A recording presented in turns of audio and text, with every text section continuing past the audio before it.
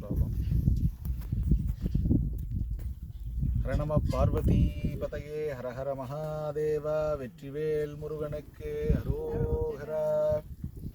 பேரன்பு சார்ந்த பக்த கோடி மெய்யன்பர்களே, எல்லாம் வல்ல பேரானந்த பெருங்கருணையாய் வேண்டுவோர்க்கு வேண்டும் வரமருளும் அச்சாவதார மூர்த்தியாக நமது போட்ஸ்வானா மாநகரத்திலே எழுந்தருளி இருக்கும் திருமுருகப் பெருமானின் நூதன ஆலய மகா கும்பாபிஷேகத்தில் பூர்வாங்கம் என்று சொல்லப்படும் பாலஸ்தாபன முகூர்த்தமானது நம் எந்த இடத்திலே முருகப்பெருமான் ஆலயம் கட்ட நிர்மாணம் இடம் கொடுத்துள்ளாரோ அந்த இடத்தில் பாலஸ்தாபனமானது செய்வித்துக் கொண்டிருக்கிறோம்.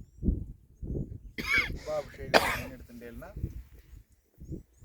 கிரியைகள் நிறையா சொல்லப்படுகின்றது. அதில் பூர்வாங்க கிரியைகள், மத்தியமாங்க கிரியைகள் மற்றும் உத்தராங்க கிரியைகள் என்று 3 வகையாக பிரிக்கப்படும். அதில் பூர்வாங்கம் என்று சொல்லக்கூடியது இந்த பாலஸ்தாபன முகூர்த்தம்.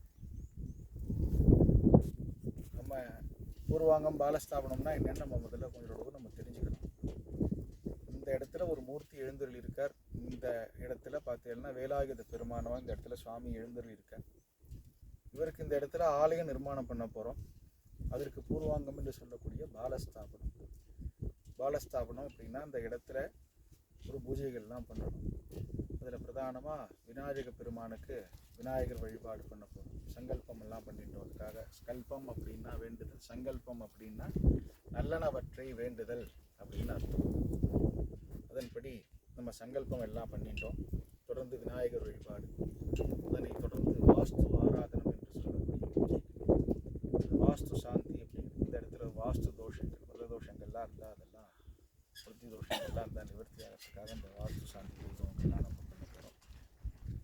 அதனை தொடர்ந்து இந்த மூலாலய மூர்த்தி வேலாயுத பெருமானா இங்கே இருக்கார். பாலஸ்தாபனத்தில் பார்த்தீங்கன்னா நம்ம பாரத தேசத்தில் தாரு என்று சொல்லக்கூடிய அத்தி பலகையிலையோ இல்லை பலாப்பலகையிலையோ அந்த சுவாமியை எடுத்து ஆவாகனம் பண்ணி வச்சுருக்கோம்.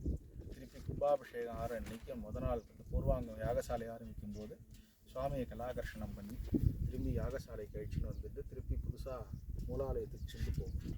அதுதான் பாலஸ்தாபனம். அதுபடி இங்கே வெற்றி வேலாயுத சுவாமியை 3 வகையாக பண்ணுவாங்க. சித்திரப்படத்தில் ஆவாகனம் செய்விக்கிறது ஒரு வகை, கண்ணாடியில் ஆவாகனம் செய்விப்போம்.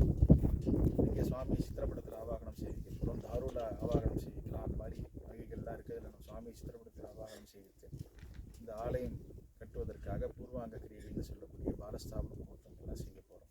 அதனைத் தொடர்ந்து மத்தியமாங்கம் என்று சொல்லக்கூடியவை மகா கும்பாபிஷேக வைபவம். அந்த மகா கும்பாபிஷேகத்தில் இதே மாதிரி பூர்வாங்க கிரியைகள்லாம் உண்டு. விநாயக கணபதி ஹோமம், நவகிரக ஹோமம், மகாலட்சுமி ஹோமம், வாஸ்து சாந்தி, விருட்சங்கிரகணம் மற்றும் கலாகர்ஷணம், யாகசாலை பிரவேசம், அதனைத் தொடர்ந்து கால பூஜைகள், அதனைத் தொடர்ந்து கடைசி காலத்திலே மகா பூர்ணாதிலும் செய்விக்கப்பட்டு கிடங்கள் எல்லாம் எல்லாரும் முழங்க புறப்பட்டு மகா கும்பாபிஷேகம் என்று சொல்லக்கூடிய மூலாலயத்திற்கும் விமானத்திற்கும் மகா கும்பாபிஷேகம் நடைபெறும். அதனைத் தொடர்ந்து உத்தராங்க கிரியைகள் என்று சொல்லக்கூடிய கும்பாபிஷேகத்துக்கு மறுநாள்லேருந்து 48 நாள் ஒரு மண்டலம். ஒரு மண்டலம் அப்படிங்கிறது 45 நாள் தான். ஒரு பட்சம் 15 நாள், 3 பட்சம் 45 நாள். ஒவ்வொரு பட்சத்துக்கும் ஒவ்வொரு நாள் நம்ம பிராயச்சித்த மாதிரி ஒரு சேர்த்து பண்ணுற ஒரு வழக்கம். கேரளா பார்த்தீங்கன்னா 41 நாள் பண்ணுவாங்க கேரளாலெல்லாம்.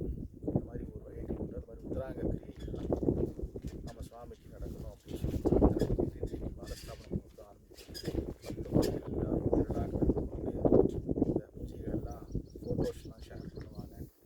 எல்லாம் ரொம்ப எம்பெருமான இருந்துட்டு பிரார்த்தனை பண்ணி ஒரு தெய்வாந்த ஆலயம் கட்டி முடிக்கணும். இந்த எம்பெருமானுக்கு ஒரு நிரந்தரமான ஒரு பிரம்மாண்டமான கோவிலை நம்ம அமைக்க போகிறோம். அந்த எம்பெருமான் நம்மளுக்கெல்லாம் அனுகிரகத்தை வாரி வழங்க வேண்டும். 16 விதமான செல்வங்களை நம்மளுக்கு கொடுக்க வேண்டும். நோயற்ற வாழ்வே குறைவற்ற செல்வம் அப்படிம்பாங்க. வியாதி இல்லாத வாழ்க்கை இருந்தாலே அவன் தான் பெரிய கோடீஸ்வரன். யார் ஆஸ்பத்திரிக்கு போலியோ அவங்க தான் பெரிய வசதியான. அந்த மாதிரி வியாதிகள் எல்லாம் இருக்கக்கூடாது. எல்லாரும் சௌபாக்கியமாக இருக்கணும். குழந்தைகள்லாம் நல்லா படிக்கணும். உத்தியோகத்தில் நல்ல நிலையில் இருக்கணும். காலக்கிரமங்களில் திருமண வைபவங்கள்